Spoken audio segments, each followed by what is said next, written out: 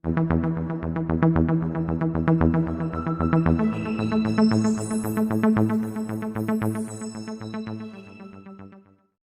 Ketua Umum dan Ketua Serikandi DPP RGPI, benar Bu? Untuk program-program kedepannya seperti apa ini Bu? Baik, terima kasih. Raja Wali Garda Pemuda Indonesia RGPI tentunya hadir di tengah-tengah masyarakat. Ini adalah suatu organisasi kemasyarakatan yang betul-betul berbeda dengan organisasi pada umumnya karena kami lebih mengutamakan kesetiaan dan kesolidan. Setia dan solid adalah moto kami ya. Visi-visi kami memang lebih kepada internal. Kita bekerja secara gotong royong. Kesolidan kita itu tetap harus menjadi utama. Jadi dengan adanya rasa setia dan solid ini, kita tentunya akan dapat menjalankan program kita itu sesuai dengan yang kita harapkan.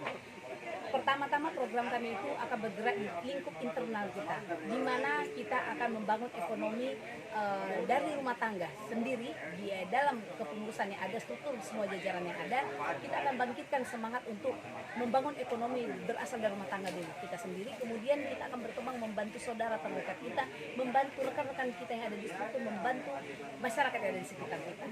Karena dengan adanya kebangkitan ekonomi dari rumah tangga kita masing-masing, kita tentunya akan lebih eksis di tengah-tengah masyarakat.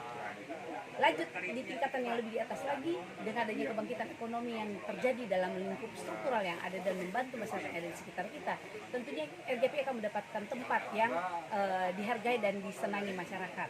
Karena kita memberikan program real yang menyentuh kebutuhan masyarakat kecil terutama. Dan bagaimana kita solid dalam menggerakkan para pemuda Indonesia yang ada supaya masuk di wadah yang betul-betul memberikan wujud fungsi yang nyata, tidak lagi sekedar euforia berorganisasi atau kumpul-kumpul untuk gagah-gagahan ya, demo, bukan itu lagi. Zaman kita sekarang bagaimana kita bisa mandiri dari sisi ekonomi, kita bisa berdaya fungsi yang baik di tengah-tengah masyarakat dan membantu program pemerintah agar supaya menyentuh betul-betul sampai ke tengah masyarakat dan bisa mengawasi program pemerintah yang ada juga supaya betul-betul dapat implementasinya itu di tengah-tengah hidup bermasyarakat. Jadi kita harus berdampingan dengan pemerintah yang ada agar supaya ini semua bisa terwujud. Mungkin program jangka pendek kita dan program jangka pendek kita banyak sekali yang akan kita bersinergi program dengan pemerintah. Banyak yang kita akan ciptakan dari lapangan pekerjaan yang akan kita ciptakan sendiri dari internal ya, dan bagaimana kita bermitra dengan para dunia usaha yang ada agar supaya bisa menjadi bagian juga keluarga besar daripada RGPI seperti itu. Dan apakah ada nantinya sesuai dengan jabatannya selaku Serikandi, apakah ada nanti planning ke depannya untuk menggandeng para pengusaha kecil seperti pedagang kaki lima ataupun pengusaha yang di pinggir jalan gitu Bu? Jadi kalau program-program kita secara RGPI sebagai wakil ketua umum, saya membackup memang program-program jangka pendek, terutama dalam rangka penanganan masa pandemi ini. Kita program jangka pendek yang harus kita segera rebut untuk supaya itu diberdayakan di tengah-tengah masyarakat. Untuk program jangka panjang ada banyak sekali yang bisa kita lakukan. Dan dengan program Serikandi itu sendiri tentunya sama, program umumnya adalah tadi pemberdayaan ekonomi masyarakat, pemberdayaan ekonomi keluarga. Serikandi akan harus menjadi salah satu juga pendukung ekonomi keluarga.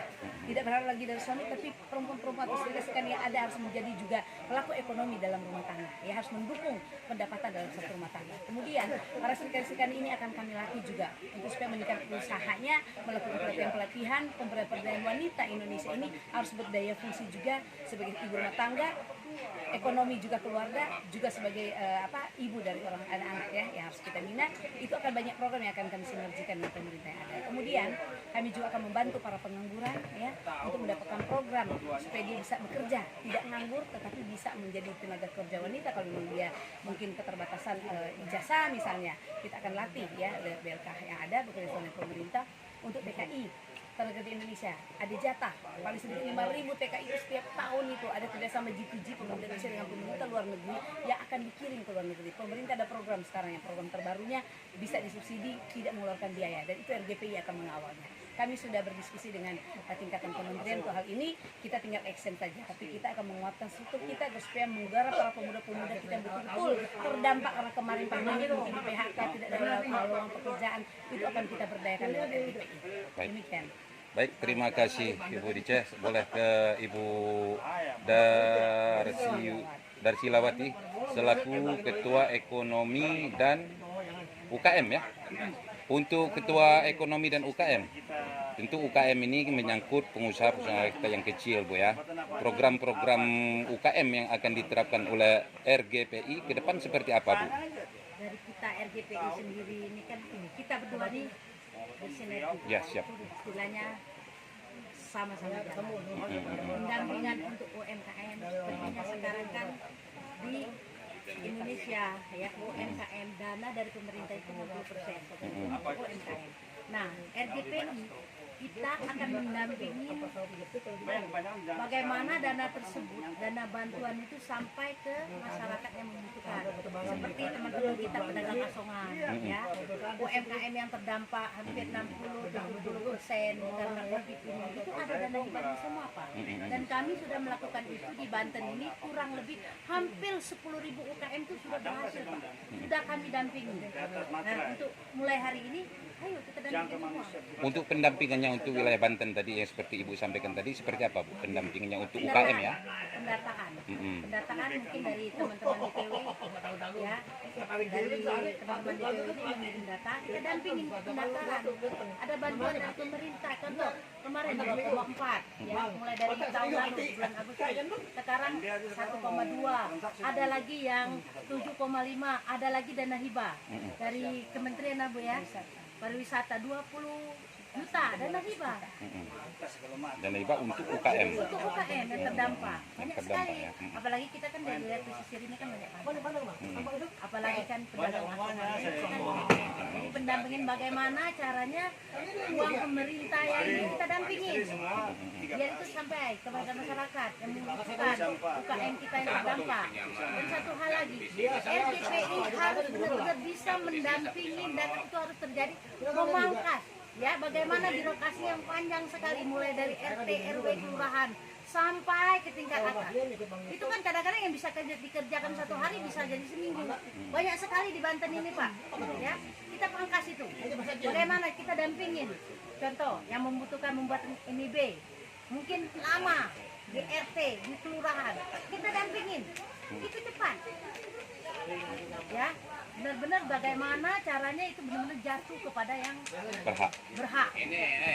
Dan satu hal di Banten ya, Tangerang, mungkin di COVID pertama kali itu bansos sedikit, banyak tuh hanya di DKI atau di mana. Tapi bagaimana caranya pendataan mulai sekarang itu seimbang, cek RGPI bisa pendampingan, cek biar data-data bansos itu bisa masuk ke sini.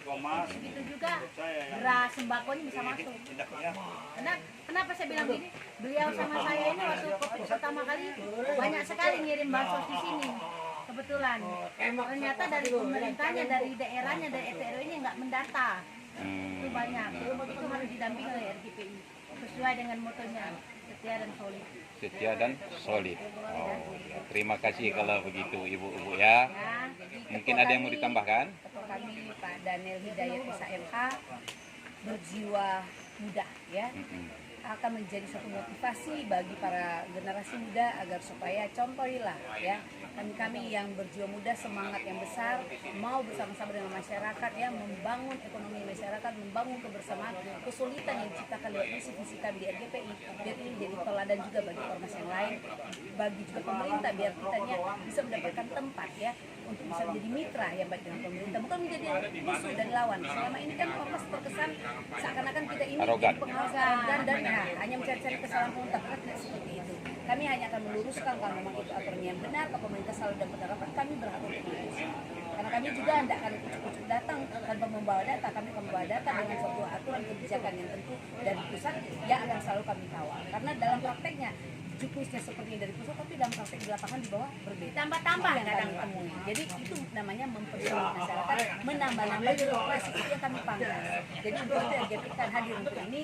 Ya kita nggak boleh main-main lah dalam hal ini, memang itu adalah hak masyarakat ya. Dan masyarakat kecil kadang-kadang tidak tahu dan dipersulit. Nah ini yang tidak boleh terjadi, maka jangan kaku lagi dengan adanya RGPI.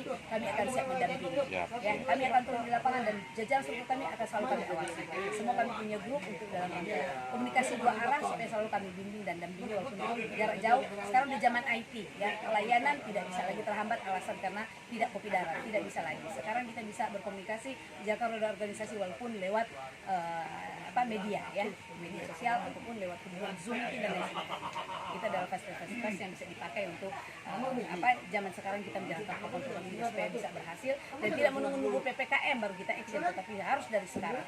Mulai dari sekarang kapan lagi ya kan, RGPI harus menjadi suri teladan juga di tengah masyarakat dan menjadi contoh yang baik juga bagi manusia. Terima kasih.